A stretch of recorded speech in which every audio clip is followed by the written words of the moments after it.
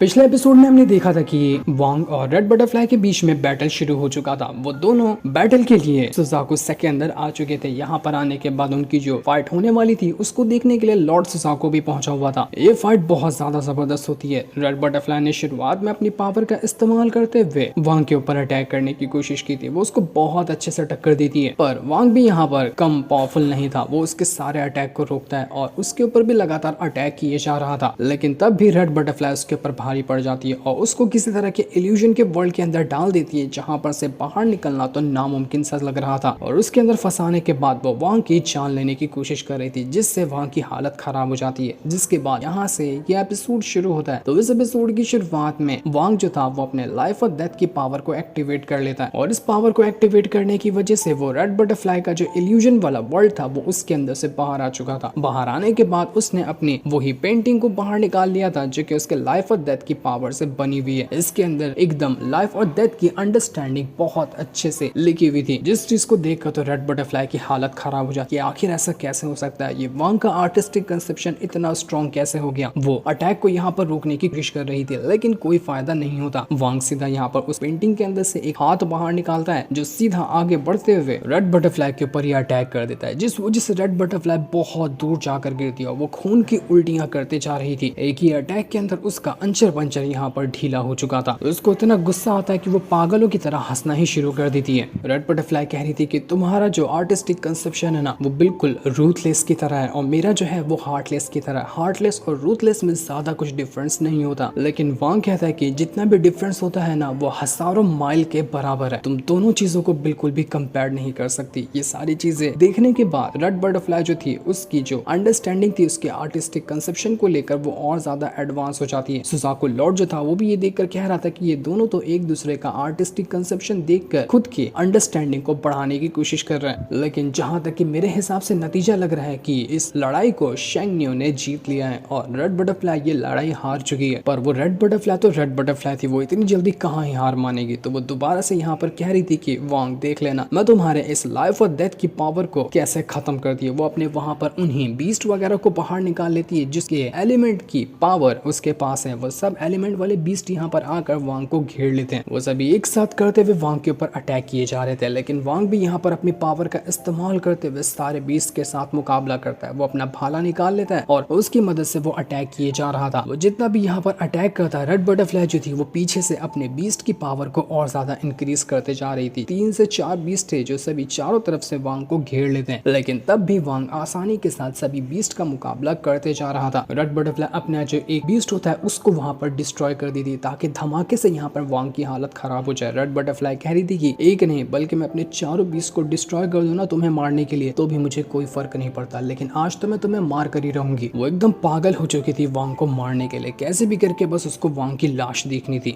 लेकिन वांग जब यहाँ पर रेड बटरफ्लाई को देख रहा था तो उसको पता चल जाता है कि इसने अपनी सारी पावर खत्म कर दी है। थोड़ी देर की और लड़ाई और हो सकता है कि अपनी पावर की वजह से ही मारी जाए। तो क्या सुजाकू लॉर्ड यही चाहते हैं कि रेड बटरफ्लाई फाइट करते हुए मारी जाए? वो यहाँ पर उसको रोकने के लिए क्यों नहीं आ रहे? अगर वो यहाँ पर रेड बटरफ्लाई को जिंदा देखना नहीं चाहते तो मैं क्यों इसको जिंदा छोड़ू? तो वो अपनी इमॉर्टल स्वॉर्ड की मदद से एक बहुत ही खतरनाक वाला अटैक रेड बटरफ्लाई के ऊपर ही कर देता है। जैसे ये अटैक उसको यहाँ पर लगने वाला था कि इसके पहले ही वो जो सुजाकू लॉर्ड था वो यहाँ पर इस फाइट को रुका देता है और दोनों को वहां से उठाकर बैटल अरीना के अंदर ले आता है, जहाँ पर कह रहा था कि इस फाइट को जीतने वाला इंसान है शेंग नियो। उसने इस फाइट को जीता है और रेड बटरफ्लाई ये फाइट हार चुकी है। वांग, मैं तुम्हें इस फाइट को जीतने की खुशी में ना अपना पर्सनल डिसाइपल बनाना चाहता हूँ। अगर तुम्हें मेरा ऑफर पसंद आया तो तुम मेरे डिसाइपल बन सकते हो, या फिर अगर तुम्हें कुछ कहना है तो बिल्कुल तुम कह सकते हो, अगर तुम्हारे मन में कोई सवाल है तो वांग कहता है कि मुझे यहाँ पर ये जो रेड बटरफ्लाई की एलिमेंट की स्पिरिट है ना, मुझे वो चाहिए, क्या वो मुझे मिल सकती है? तो सुजाकू लॉर्ड जो था वो अपनी पावर का इस्तेमाल करते हुए अभी के लिए तो आधी स्पिरिट वांग को दे देता है, और उसके बाद वो दोनों से कहता है कि तुम लोगों ने ये फाइट बहुत बढ़िया तरीके से की है, तुम्हारी काफी ज्यादा पावर खत्म हुई होगी, तो तुम लोग जाकर आराम करते हो ताकि जितनी पावर वगैरह खत्म हुई है उसको रिकवर कर सको। इसलिए वांग जो था वो वहां से अपने उसी कमरे में आ जाता है जहां पर उसको रखने के लिए कहा गया था। जैसे वो यहाँ पर आया था, बाहर से 2 बंदे दरवाजा बंद कर देते हैं। ऐसा लग रहा था कि किसी परमिशन की मदद से उन्होंने दरवाजा बंद किया है